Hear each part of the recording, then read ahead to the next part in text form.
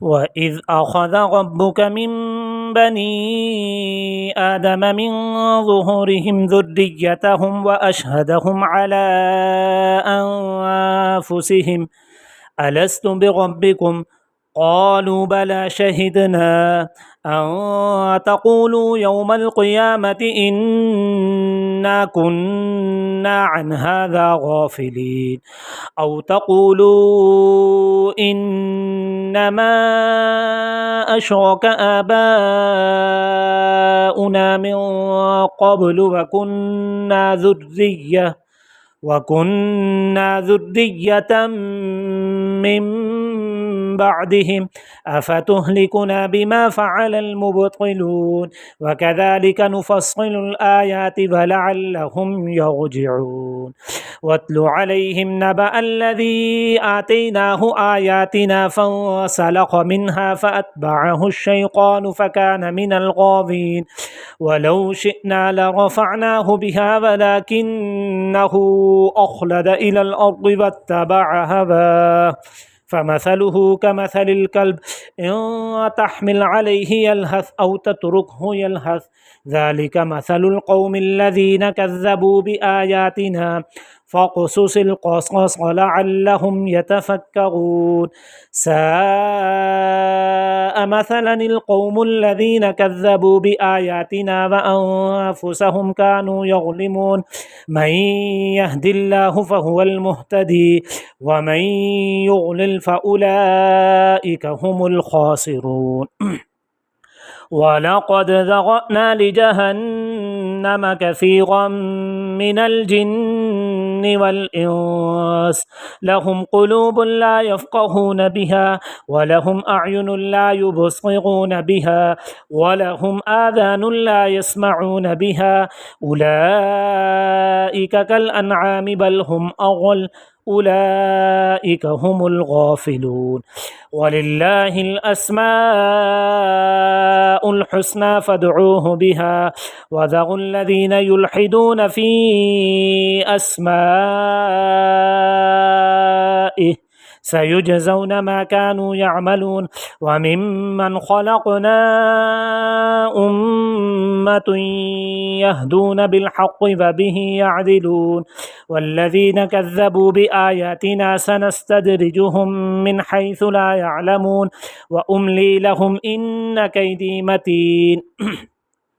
أولم يتفكروا ما بصاحبهم من جنة إن هو إلا نذير مبين أولم ينظروا في ملكوت السماوات والأرض وما خلق الله من شيء وأن عسى أن يكون قد اقترب أجلهم فبأي حديث بعده يؤمنون من يضلل الله فلا هادي له ويذرهم في طغيانهم يعمهون يسألونك عن الساعة أيان مرساها قل إنما علمها عند ربي لا يجليها لوقتها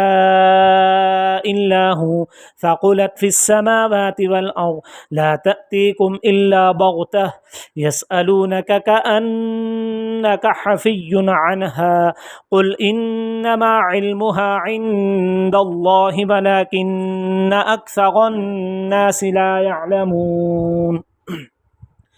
قل لا أملك لنفسي نفعا ولا ضرا إلا ما شاء الله ولو كنت أعلم الغيب لاستكثرت من الخير وما مسني السوء إن أنا إلا نذير وبشير لقوم يؤمنون هو الذي خلقكم من نفس واحدة وجعل منها زوجها ليسكن إليها فلما تغشاها حملت حملا خفيفا فمرت به فلما أثقلت دعوا الله ربهما لئن آتيتنا صالحا لئن آتيتنا صالحا لنكونن من الشاكرين فلما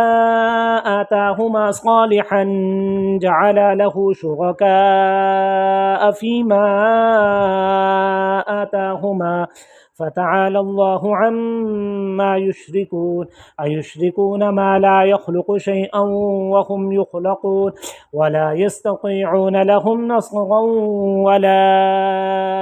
أنفسهم ينصرون وإن تدعوهم إلى الهدى لا يتبعوكم سواء عليكم أدعوتموهم أم أنتم صامتون